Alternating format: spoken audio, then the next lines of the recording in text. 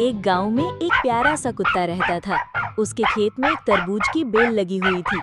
गर्मी बहुत ज्यादा थी, इसलिए तरबूज की बेल पूरी तरह से सूखने लगी।